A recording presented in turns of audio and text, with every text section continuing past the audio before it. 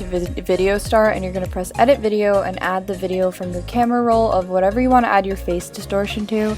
And a tip for this is to make sure that the video that you have, the person is sitting almost center in the video so that it shows up right. Once you have that, you're going to press Make Video at the top right corner. So once it's done processing, what you are going to do is you are going to be selecting and splitting the part of the clip that you want for your video where the distortion will be. So you're going to scrub over to that and then press Edit and then Split Clip, and then move it to where you want and press Split, the split button, which is in the right corner. And then what you're going to do is you're going to do this again by going to where you want, pressing Edit, and then going to Split Scene and pressing Split. Then what you're going to do is you're going to hover over that section of the clip you want with the little white circle and go to Re-Effect Clip.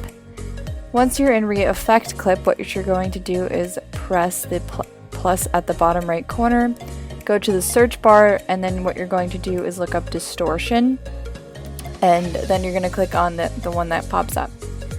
Once that comes up, what you're going to do is there's going to be this arrow that's pointing upwards, and you're going to click on that, and then this has all the face distortions that you can use that Emma Chamberlin and Haley Pham use in their videos. So this goes back to what I was saying about having it in the center. It kind of distorts it weird if the person isn't sitting directly in the center of the screen, but they have a bunch of options anyway for you guys to use if you're choosing to make any distortions in your videos. And this is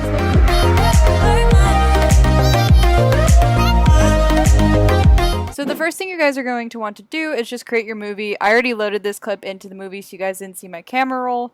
But once you have that, what you're going to do is select your clip and then split it at the part that you decide you want to be like the zoom in part of it.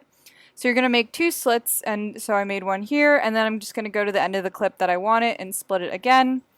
Then I'm going to select the clip and highlight it in yellow, and there's this magnifying tool with a plus in the top right corner. And what I'm going to do is click on that. And then what I'm going to do is just go to the image and use my fingers to zoom in on the screen that's like shown up right here. So as you guys can see, I'm just zooming in on Haley's face, and then when you play it, it looks like this.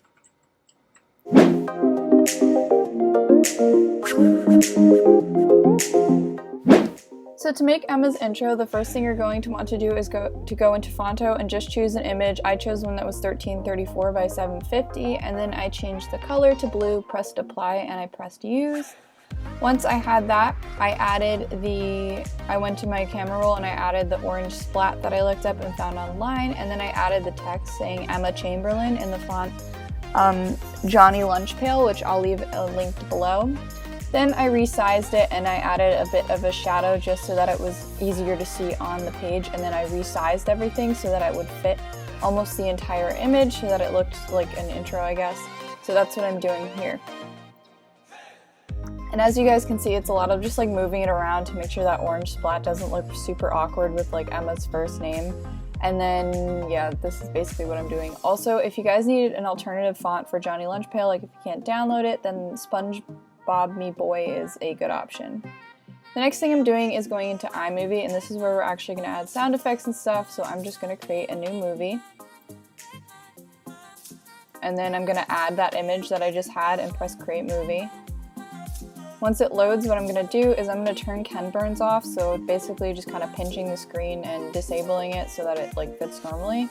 And then what I'm doing is I'm going to add audio, and then I'm going to add a sound effect, and I'm going to add the golf hit sound effect that she uses in her video.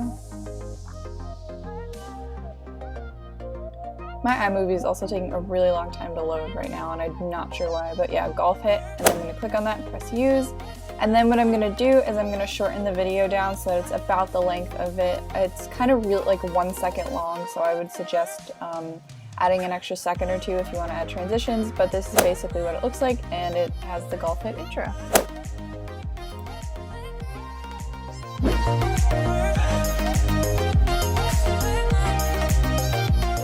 So now to make Emma's banner, what you're going to want to do is download the font Johnny Lunchpail, and I'll leave a link below, but it's at fontsgeek.com. So you press I'm Not a Robot, then press zip download, and then there's this little green box, and click that little blue thing that says clicking here.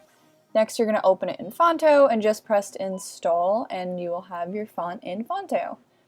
Next, what you're going to do is you're going to add a plain image that could be your banner size. You can put the template and then add an item over it in order to have the blue, or you can just go ahead and do what I'm doing here. Press apply and then use this image.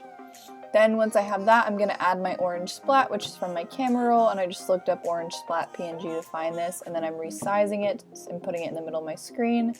Next, what I'm doing is I'm typing Emma Chamberlin, and then what I'm doing is changing the font by going, you can go in the left corner that says font, or you can click on font in this menu when you just click on the text and change it to Johnny Lunchpail. And then I think what I'm going to do is go to style after I'm done like rearranging this, and I'm going to add a drop shadow to it just so it's more apparent. But right now I'm rearranging it. Yeah, so I go to style, and then shadow, and I change the alpha to 0.7 and like it was a little blurry. And then I just rearranged it so that it worked. So thank you guys for watching this tutorial, and I'll see you guys in the next one. Bye guys!